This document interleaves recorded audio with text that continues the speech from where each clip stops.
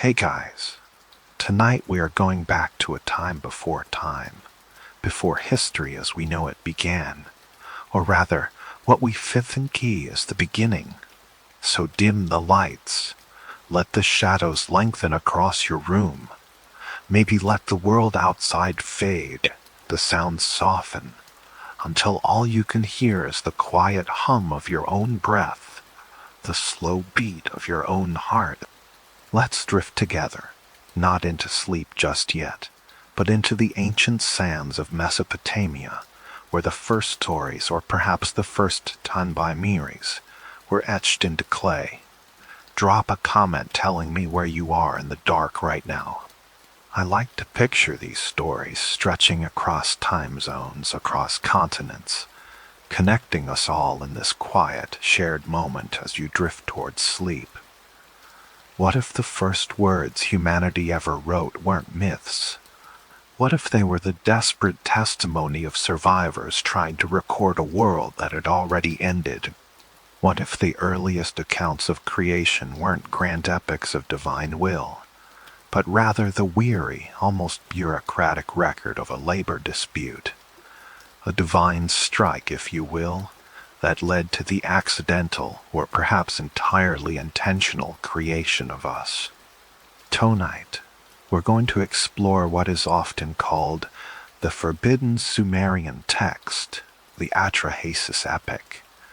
A story not of heroes or glorious battles, but of work, exhaustion, and a very specific kind of creation.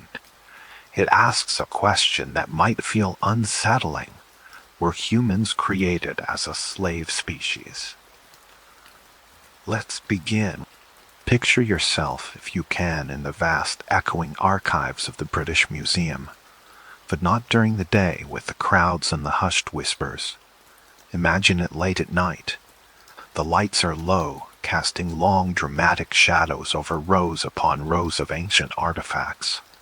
The air is still, dry, carrying the faint, almost imperceptible scent of ancient dust and aged paper. You pull on a pair of soft cotton gloves, the kind curators wear, and you approach a particular display. Not a gleaming gold artifact or a monumental statue, but a collection of broken pieces, fragments of clay. These aren't just any fragments.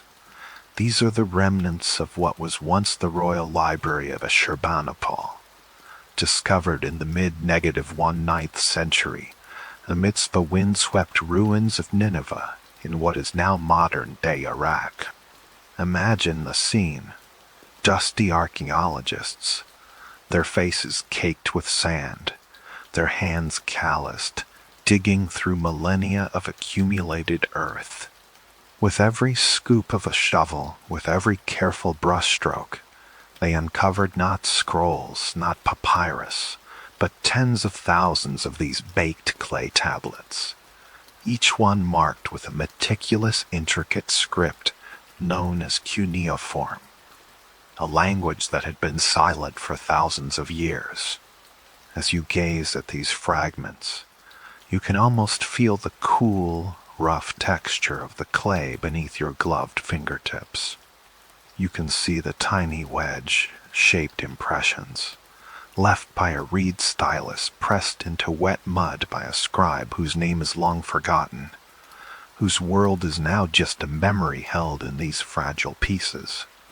The desert wind, even now, seems to whisper through the empty spaces between the fragments, carrying the ghost of stories that once echoed through the halls of a great library. Among these countless pieces, some are more complete than others, and some tell a story so profound, so utterly unsettling, that it rewrites our understanding of creation itself. We're not talking about the familiar myths of Genesis or the grand narratives of cosmic beginnings. Remember, this is something different. This is the Atrahasis Epic.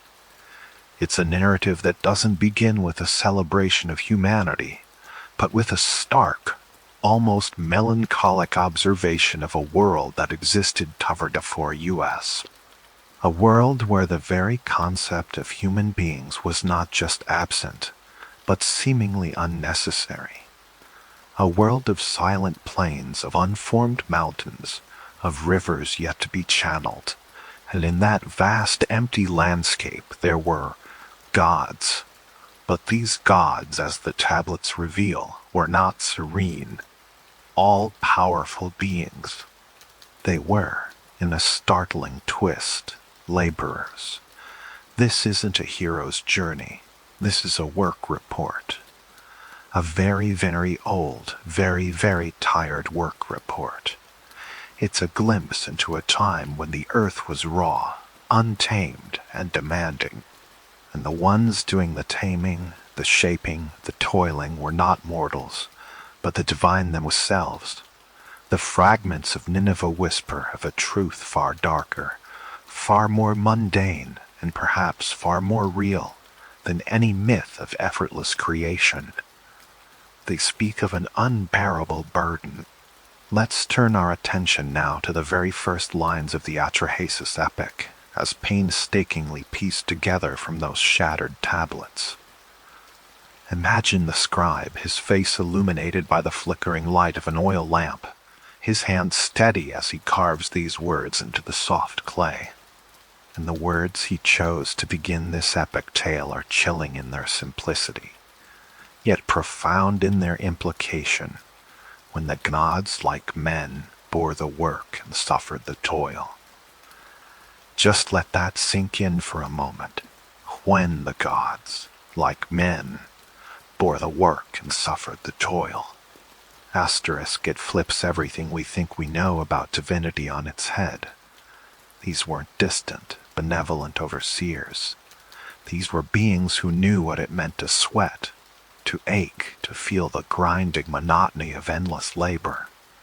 Picture it, not a world of pristine temples and golden cities, but a primeval earth, vast, untamed plains stretching to horizons shrouded in mist. Great, raw mountains, jagged and uncarved, rising from a muddy, unformed landscape. Rivers were not yet rivers, but unruly torrents, prone to flooding, carving their own destructive paths. And in this immense, wild expanse, there were the Igigi, the lower-tier gods, the ones tasked with the brute force work. Imagine them, not with thunderbolts and celestial chariots, but with tools in their hands. Divine tools, perhaps, but tools nonetheless. For hundreds of thousands of years, these Igigi gods were the architects and engineers of a nascent world. They were digging endless trenches, deep and wide, to channel the raging waters of the Tigris and Euphrates, to create the irrigation systems that would eventually make Sumer fertile. They were piling great mounds of earth, shaping the very topography of the land, building the foundations for what would one day become cities. Feel the rhythm of their work, the steady, repetitive motion, pickaxe striking earth, shovel scooping mud, heavy basket filled with clay, lifted, carried, dumped again, and again, and again. The sun, a relentless eye in the sky, beating down on their divine forms. Or perhaps, in the deep underground mines, the perpetual darkness broken only by the flickering light of torches, illuminating the endless veins of rock they were tasked to extract. There were no machines then, no steam engines, no automated diggers, just raw strength, divine endurance, and the slow, grinding passage of time.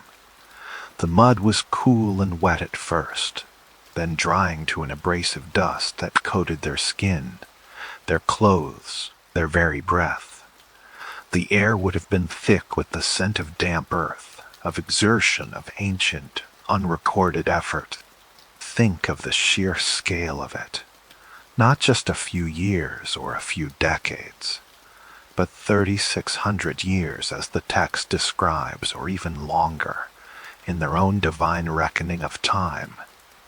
generations of gods born into a life of ceaseless, back-breaking labor. The very essence of their divinity slowly eroded by the mundane, the repetitive, the utterly exhausting.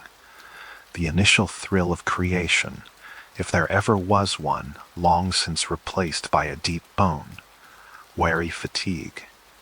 This wasn't just work, it was a punishment, a divine treadmill. And as you imagine this endless cycle of digging, carrying, shaping, you can almost feel that ancient weariness settling into your own bones. A deep, primal fatigue that stretches back further than any human memory. A rhythm designed to lull, to exhaust, to make one yearn for rest. The gods, like men, bore the work and suffered the toil, and their suffering was long and deep. After what the Sumerian texts describe as 3,600 years of this unending, grinding toil, a number that, in our human understanding, stretches back into the unimaginable mists of prehistory, long before any recognizable civilization, long before even the earliest cave paintings. The Igigi, the worker gods, had finally had enough. Imagine the breaking point. It wasn't a sudden explosive rebellion born of fleeting anger. It was the slow, inevitable accumulation of millennia of exhaustion. Imagine the moment when one god, then another, then hundred, then thousands simply dropped their tools. The rhythmic clink of pickaxes against rock, the splash of shovels in mud, the grunts of exertion subi, all of it ceased. A profound, unsettling silence must have fallen over the vast construction sites of the ancient earth. The tablets describe it with stark clarity. They put fire to their tools. They put fire to their spinneys. They put fire to their baskets. A defiant, desperate act of destruction. The very instruments of their endless servitude, now consumed by flames. The smoke rising, a dark signal against the vast, empty sky, carrying the scent of burning wood and metal, a smell of rebellion. And then they marched, not silently, but with a growing rumble, a united surge of divine frustration. They left the deep, dark mines of the Abzu. They abandoned the sprawling irrigation ditches. They converged on the dwelling of Enlil, the chief of the gods, the one who had decreed their endless labor. Enlil, whose name means Lord of Command, whose palace was likely a place of serene, distant power. Picture the scene. Thousands of weary, mud-splattered gods, their faces grim, their divine patience utterly exhausted, surrounding the magnificent structure. Their fiery tools cast an ominous glow in the twilight. The air crackled not with magic but with defiance. This wasn't a mere protest. It was a full-blown strike, a cosmic zebra dispute that threatened to unravel the very fabric of the nascent world. The world in that moment stopped. The shaping of rivers ceased. The piling of mountains halted. The grand divine project of taming the earth, of preparing it for some unknown future purpose, was thrown into complete disarray. The gods, who were meant to bring order, had themselves descended into chaos. Silence descended then, a heavy, pregnant silence. The kind of silence that follows a great storm or a sudden, devastating blow. It was the silence of a world holding its breath, waiting for a resolution, waiting for a new decree. Because the old way, the way of divine labor, was no longer sustainable. The gods, like men, had proven they had limits. They had broken. And in that profound quiet in the face of this unprecedented rebellion, the other great gods, the Anunnaki, were forced to confront an impossible problem. Who would now bear the work? who would suffer the toil. The earth still needed shaping. The great project still needed completing. But the divine workforce had walked off the job. The stage was set. The need was absolute, and a radical, desperate solution began to form in the minds of the highest gods. A solution that would forever change the course of this planet. A solution that would lead directly to us. The memory of that ancient strike, that profound weariness, that desperate need for a replacement, is etched into these clay tablets. And perhaps, just perhaps, it is etched into something deeper still, into the very fabric of our being. The memory of a world that needed a new kind of laborer. Enki, the god of wisdom, stirs. The weight of the Igigi's rebellion, the silence of the stalled world, presses down.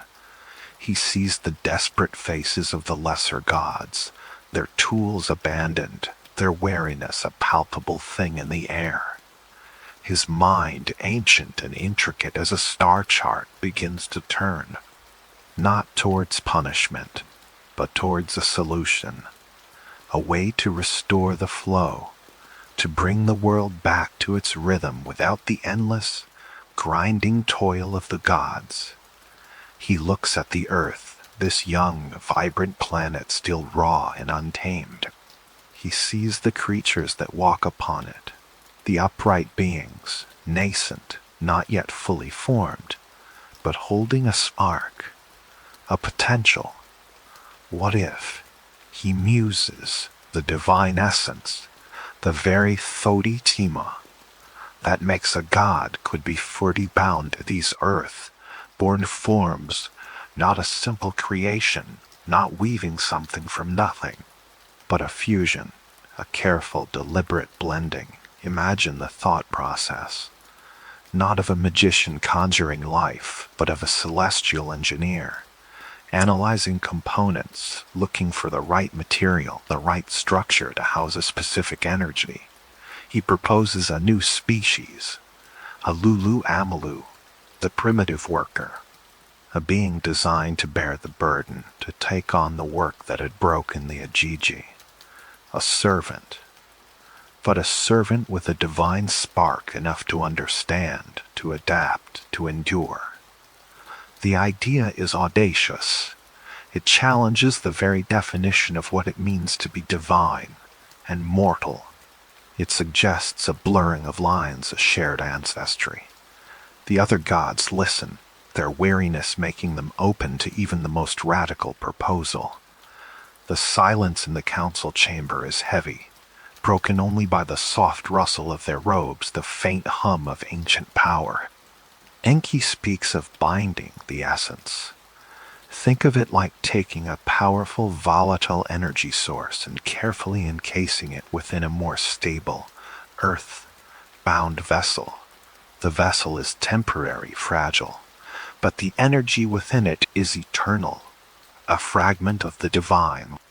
This is not the story of a perfect creation, but of a practical solution born out of necessity. A desperate measure to restart a world on the brink of collapse. The plan is accepted. The stage is set for an act of biological alchemy. Now picture a different kind of chamber. Not a grand palace, but a place of quiet, focused work, a laboratory in the oldest sense of the word. This is the house of Shimti, the house where breath is drawn in, a name that hints at the very essence of life, the first gasp, the vital force. Imagine the air here. It's cool, perhaps a little damp, carrying the faint, earthy scent of minerals and something else. Something sterile, yet organic, like a deep cave after a rain, or the cool, dark earth disturbed for the first time. In the center of this chamber, the goddess Ninhursag. She is the mother goddess, the lady of the mountain, the one whose hands shape life. Her presence is calm, steady, imbued with an ancient maternal power. Her hands are the focus. They are not delicate but strong, capable. Hands that have sculpted mountains and guided rivers. Now, they are poised for a different kind of creation. Before her, a basin, and within it, the mud. Not just any mud. This is the Abzu mud, from the deep, primordial waters. The very essence of earth, rich with minerals, teeming with nascent life. You can almost feel it, the cool, damp clay against her skin. It has a give, a plasticity, a promise of form. She kneads it slowly, deliberately. The sound would be soft, rhythmic, a squelch, a sigh of wet earth yielding to pressure. The mud glistens under the faint, otherworldly light of the chamber. It is dark, fertile, holding the memory of countless eons of geological time. She shapes it, not with force, but with an intuitive understanding of its properties. Each movement is precise, economical. It is a dance of creation, slow and measured. This is where the physical form begins. The vessel, the temporary casing for the divine spark. The air is still. You can almost hear the soft, almost inaudible whispers of the other goddesses, the birth goddesses, gathered around. They are midwives to this unprecedented event, observing, assisting, learning.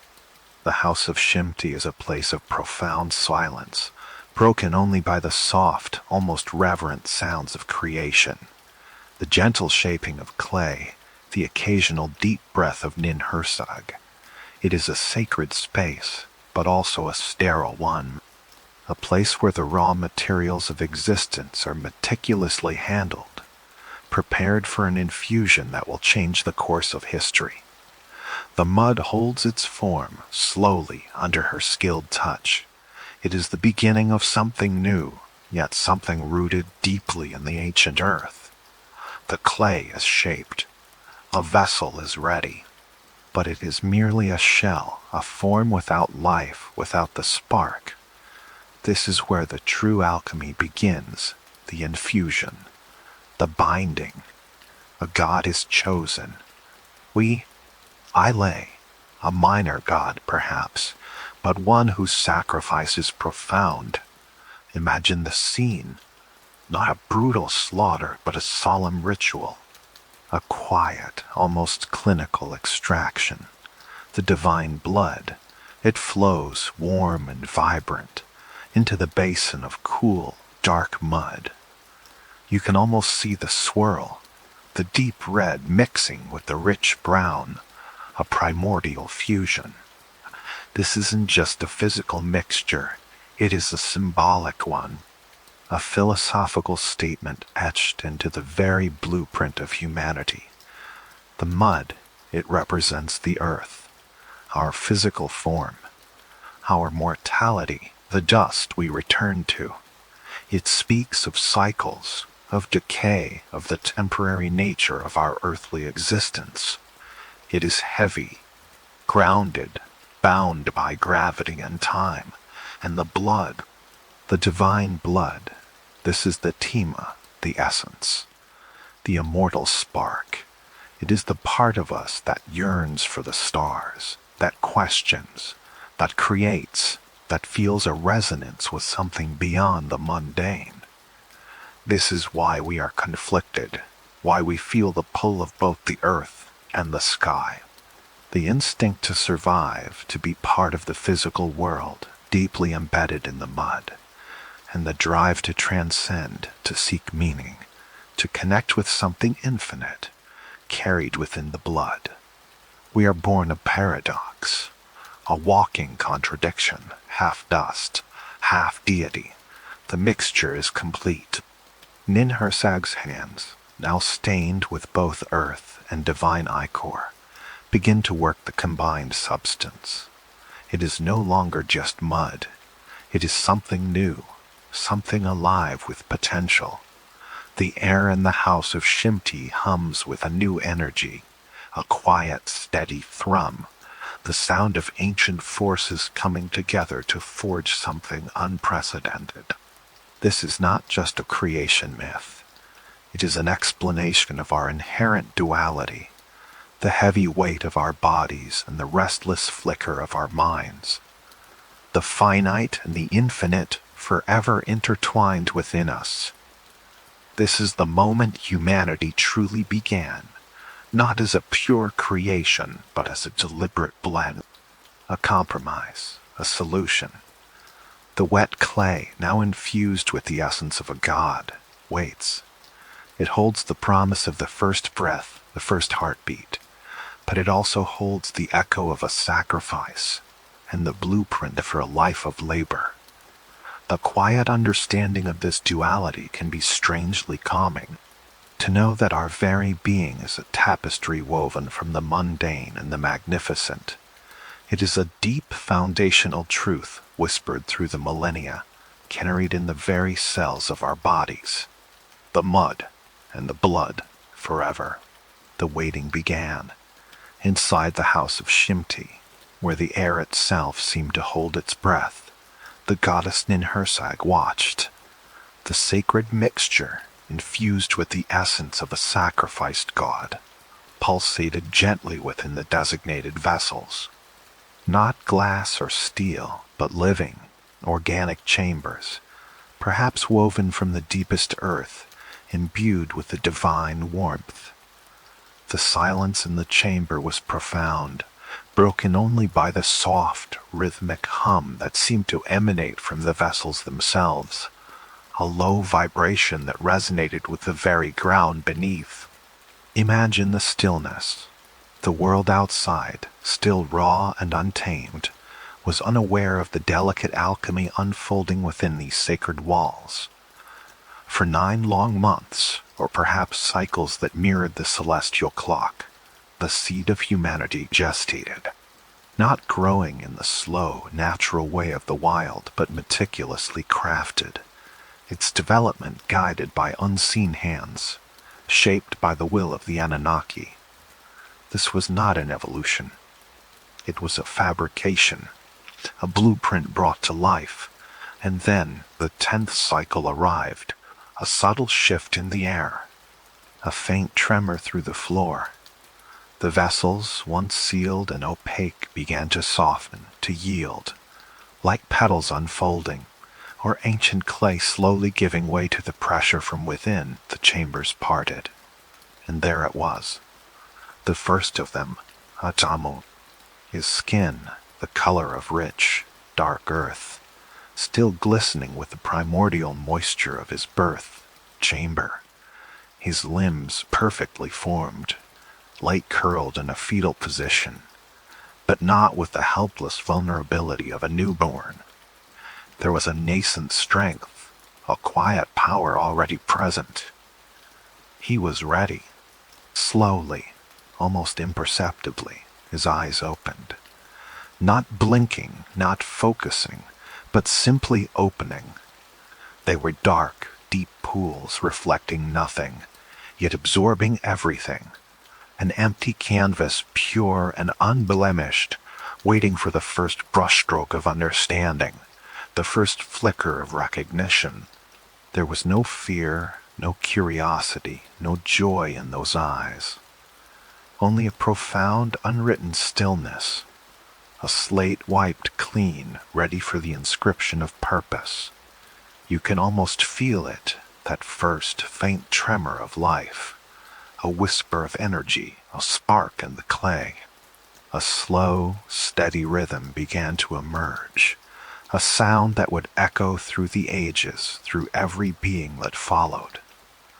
Thump, thump, asterisk, not the frantic beat of a frightened heart, but the deliberate, powerful pulse of a newly awakened engine.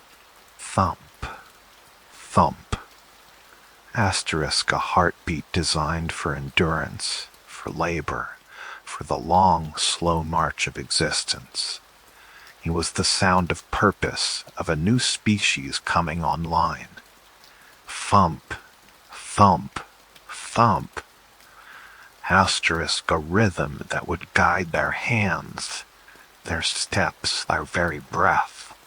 And in that rhythm, a promise to exist, to work, to serve. The first heartbeat was just the beginning. Once the template was perfected, the process accelerated. This was not about individual creation, it was about mass production. The house of Shimti became a tireless factory of life, turning out perfect servants, one after another, each identical in their purpose, each ready for the task.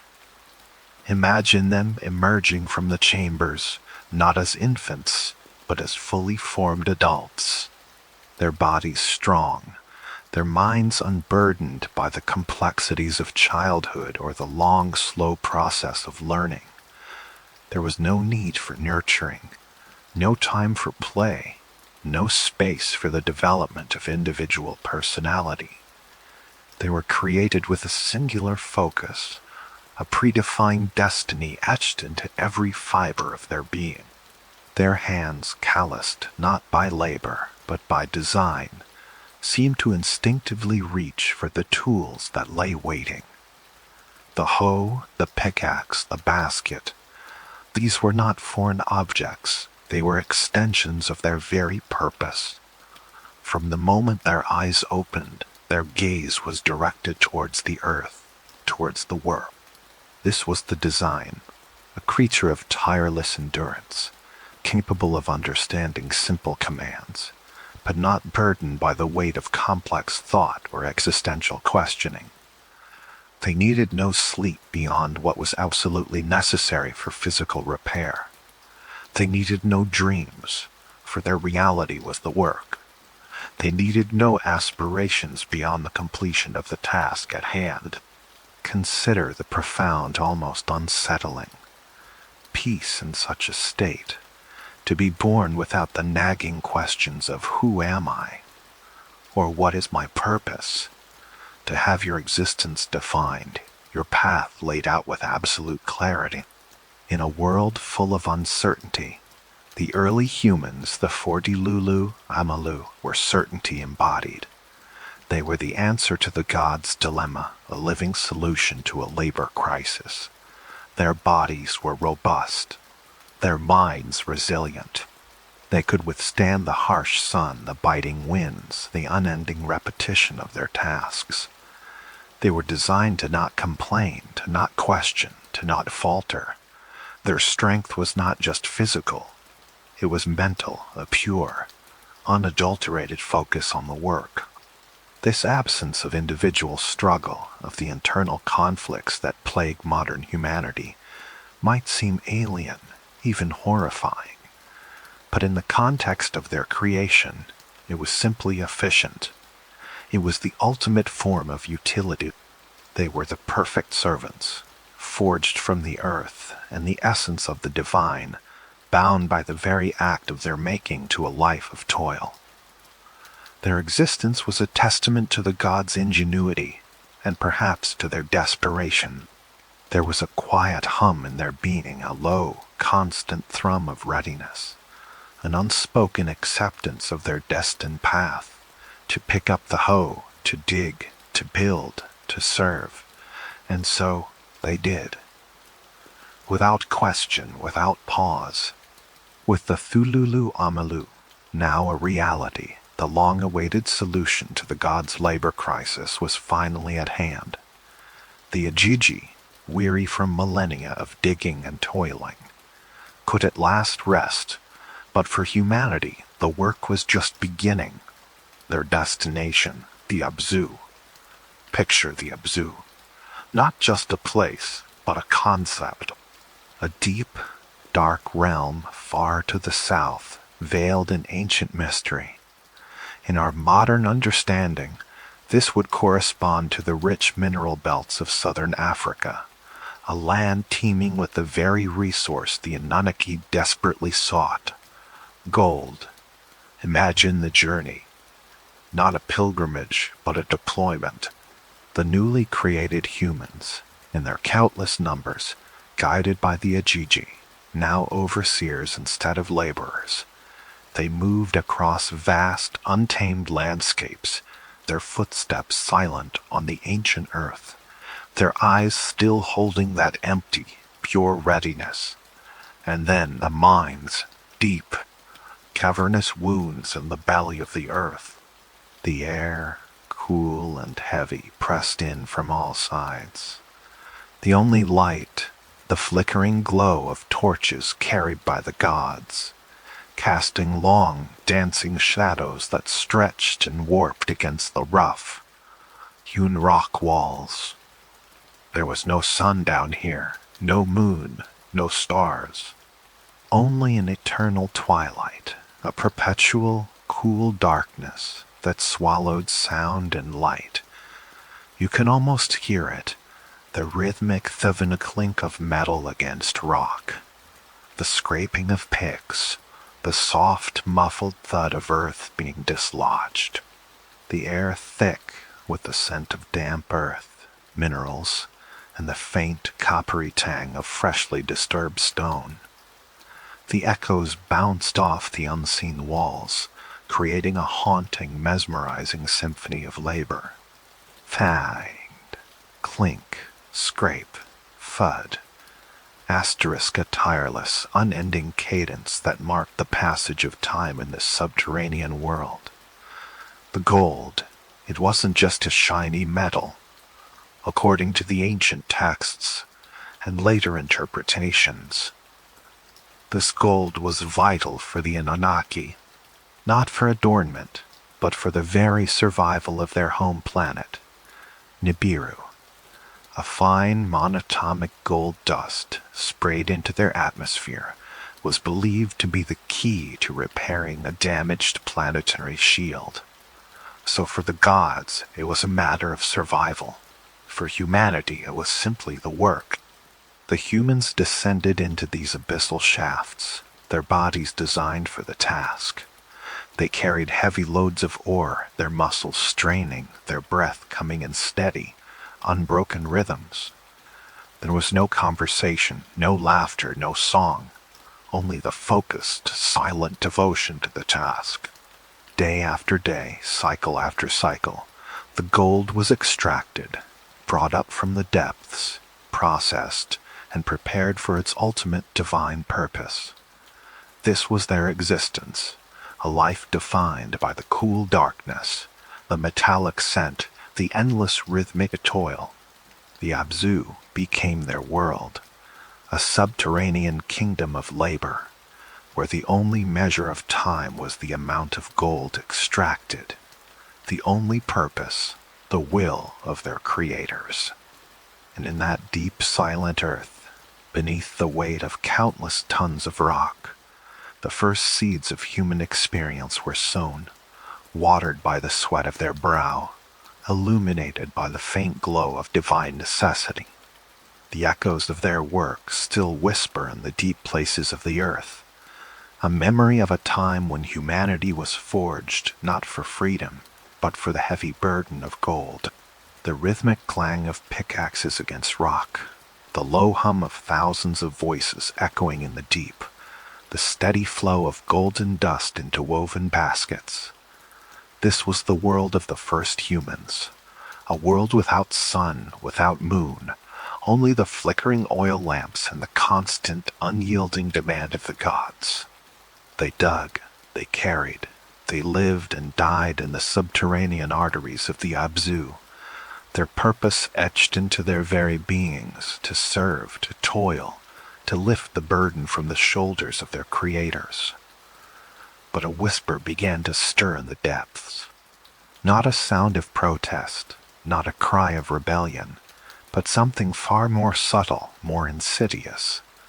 It started with a pause, a moment of stillness between the swings of the pickaxe, a fleeting glance at the dust motes dancing in the lamplight, a question forming in the silent chambers of a mind that had, until then, only known command.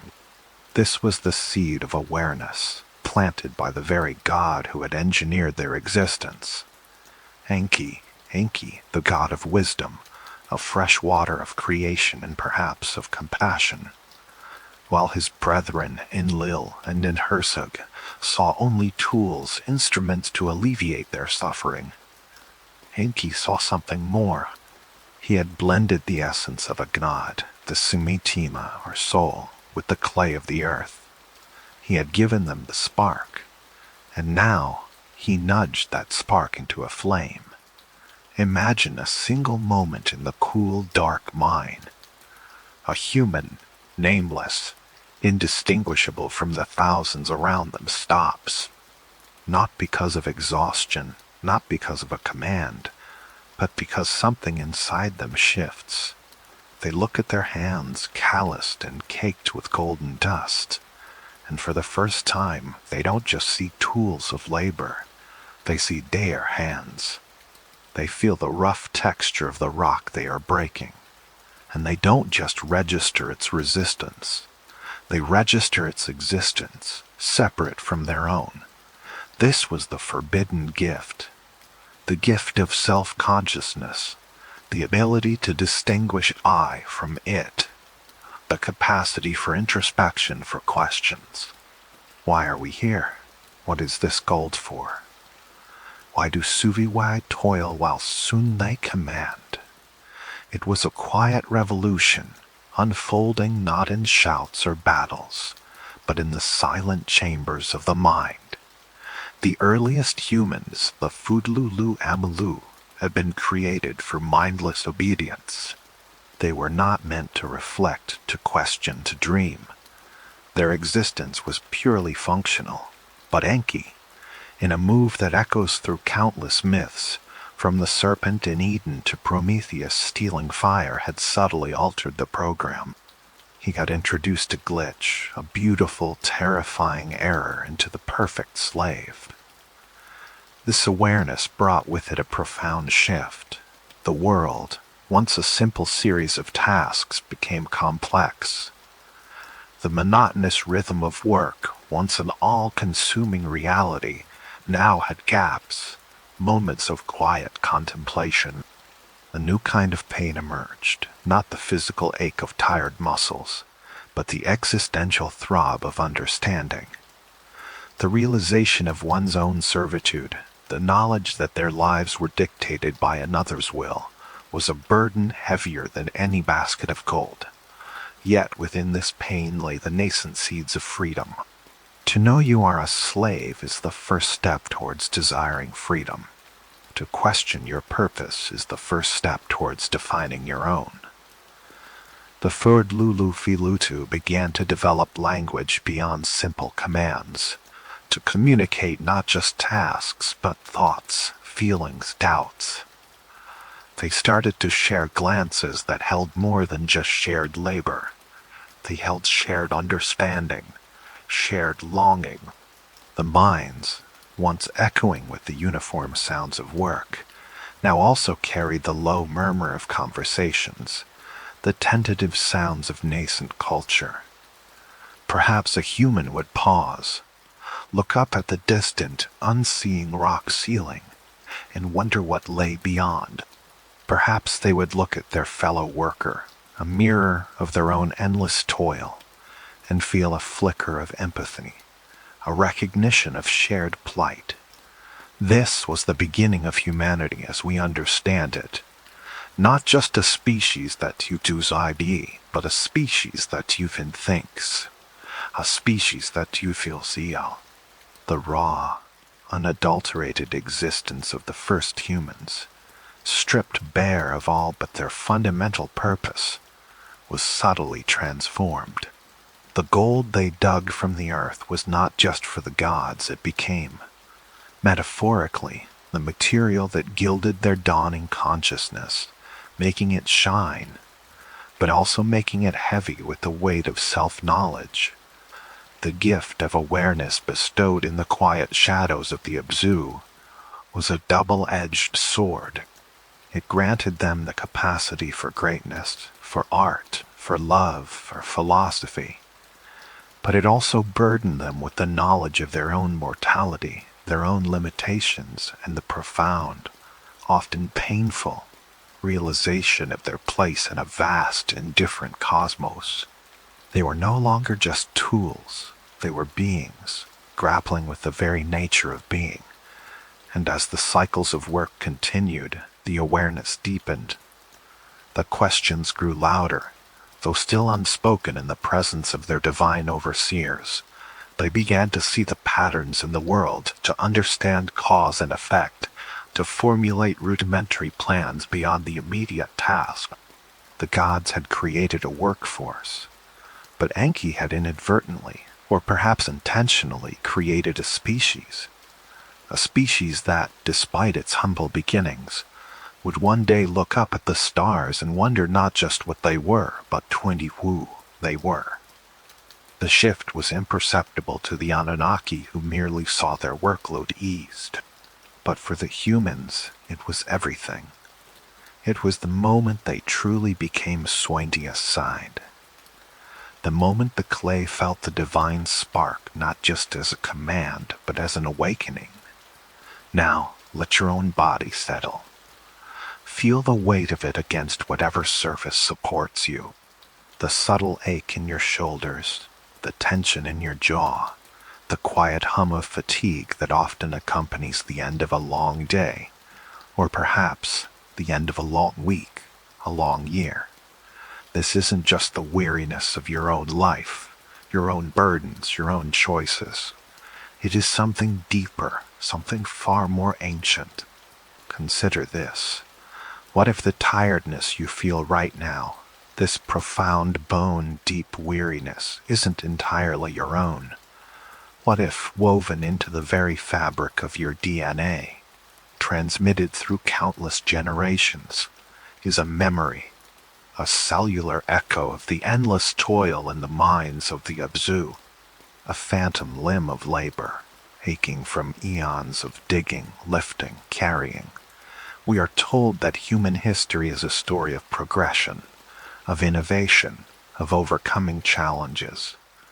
But what if, beneath all that progress, lies a foundational layer of exhaustion, a primal fatigue inherited from those first Tivan Lulu Amelu, who knew nothing but work, whose bodies were engineered for endurance, whose minds were slowly, painfully, awakening to the knowledge of their own endless servitude. Imagine their days, not the varied rhythm of modern life, but a relentless, unchanging cycle of physical exertion. Darkness, the cold of the rock, the metallic tang of gold dust in the air. Their muscles never truly rested, their minds never truly quieted from the task at hand. This wasn't just physical labor, it was soul-crushing monotony. It was the grind that wore down not just rock, but spirit. And that memory, that fundamental imprint of relentless effort, might still be with us. A whisper in the blood, a subtle programming in the genes. It manifests not as a conscious thought, but as a persistent weight, a predisposition to feeling overwhelmed, to sensing the inherent struggle in existence.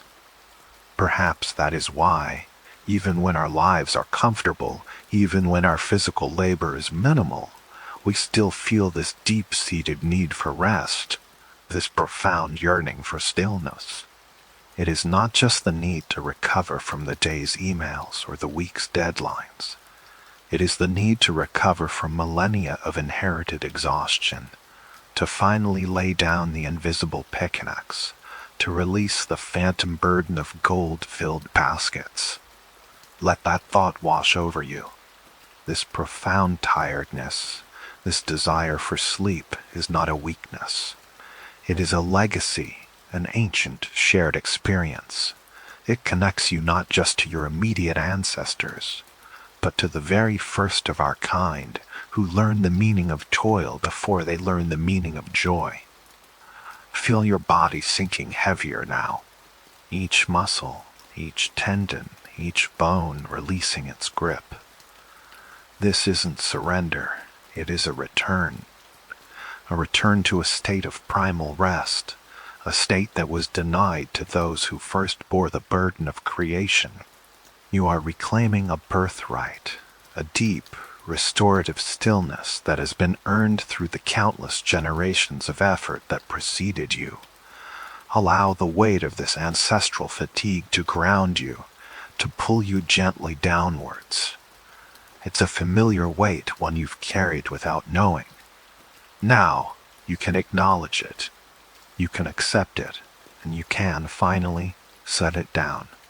Just as a miner, at the end of an impossible shift, would drop their tools and seek the temporary oblivion of sleep, you too can let go. The responsibility, the worry, the effort of being awake. 40, let it all dissipate. It's not your burden alone. It's a shared human experience, a thread connecting you to the very dawn of our species. And just as they found a temporary peace in the deepest sleep, so too can you. Imagine the coolness of the deep earth, the quiet hum of geology, the absence of light and sound. That is where your body yearns to return, even for a few hours, to shed the accumulated dust of the day, the weight of consciousness, and simply 40 by, to return to the fundamental state of clay, unburdened, unmoving, profoundly at peace. Your eyelids grow heavy, mirroring the weight of the ancient earth. Your breath deepens, slowing to a rhythm that echoes the slow, steady pulse of the planet itself. The thoughts that once swirled in your mind like dust motes in a beam of light now begin to settle, to drift, to fade into the soft, quiet darkness. You are not just tired from your day. You are tired from the collective memory of human striving, and in this moment you are allowed to rest deeply, completely, letting go of the tools, letting go of the questions, letting go of the need to be anything other than profoundly, peacefully asleep. The Anunnaki, the mighty architects of our existence, are long gone. Their golden cities lie buried beneath millennia of sand. Their palaces reduced to dust, their names whispered only in the fragments of ancient texts. The vast mines of the Abzu, once teeming with human toil, are now silent, perhaps overgrown with resilient desert flora, their golden veins forgotten, their dark depths reclaimed by the earth. The great library of Ashurbanipal, where the story of our origins was painstakingly preserved, lies shattered. Its clay tablets, once carefully organized, are scattered, broken, their cuneiform script waiting patiently for human hands to piece them back together, to coax their ancient whispers into meaning once more.